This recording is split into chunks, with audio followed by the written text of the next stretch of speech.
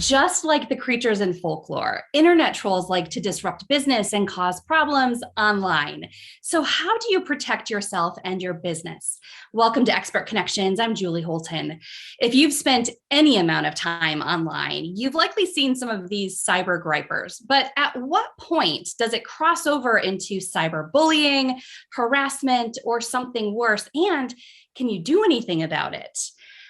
I'm joined by attorney John Mashni of Foster Swift, our legal connections expert. John, thanks for joining us. Thanks for having me.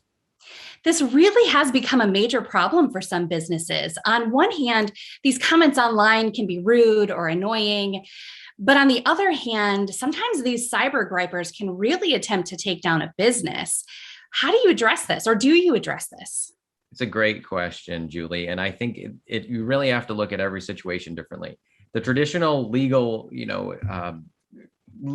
toolbox is you first send a letter to someone and you say, hey, please stop, or we have some claim against you. Oftentimes it's defamation if there's false information that's being spread around. But when it comes to the proliferation in the last decade of social media and the ability of many, many people, in fact, anyone, frankly, around the world to have a voice, particularly a voice about your business, if they don't like your business or your company or your organization, it's very difficult to just send a letter and then have the problem go away. And one thing that I try to help people with when these kinds of issues come up is to understand that this is not a traditional legal solution. It's much more than legal. There's a practical solution. There's a real solution. And if you think about it, many times the problem isn't necessarily that someone is spreading false information about you. You want to make sure that they're not spreading bad but true information about you. So you really need to look at what's being said, and like I said, the traditional legal methods of sending a letter and potentially filing a lawsuit very often don't work. Yeah, such a good point. A lot of this is reputation management and taking into serious consideration what's being said and why it's being said. What are some tactics? Let's say, something is being done with some sort of malicious intent. Are there tactics that businesses can take to deal with this? First step is making sure that what they're saying, is it true? Is it not true? If it's not true, then we may have a claim for defamation or some type of slander. If it is true, or if it's a statement of opinion, then I think it's going to be much harder to go down that traditional legal route, even if it's nefarious, even if someone is out to attack your business.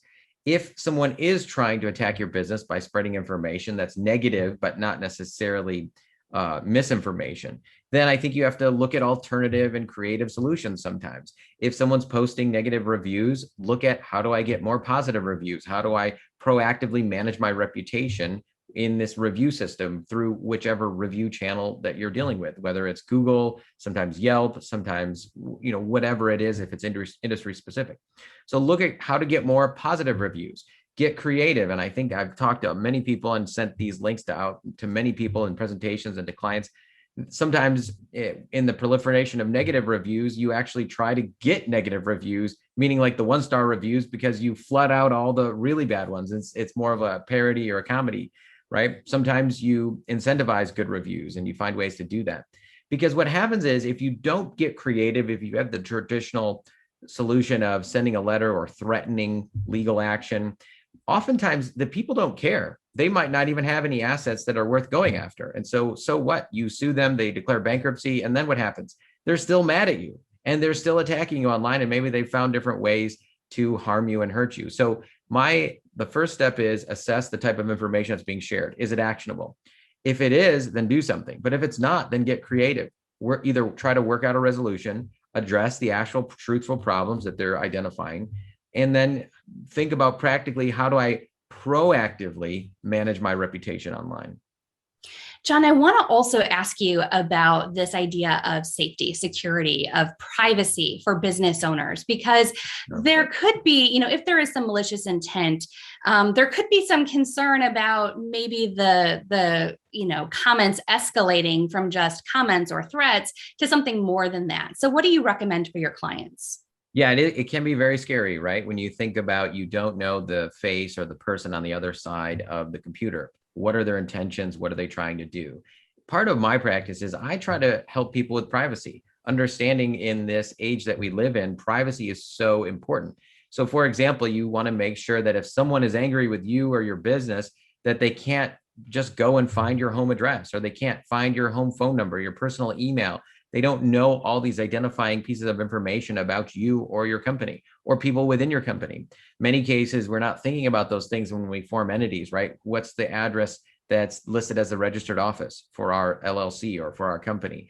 Is our home address publicly available? Things like that, where if you have someone that's attacking your business and it's a malicious attack or it's nefarious, then you don't want to make yourself an easy target for someone who is very, very mad, whether it's justifiably so or not justifiably so. You just want to take those basic precautions so that your personal information isn't out there. It makes it you an easy target. Absolutely. And John, of course, in previous episodes, we've discussed cybersecurity, among other things. So to refer back to that episode and for more resources, for additional information from the attorneys at Foster Swift, head to our website, expertconnections.tv, and click the link for Legal Connections.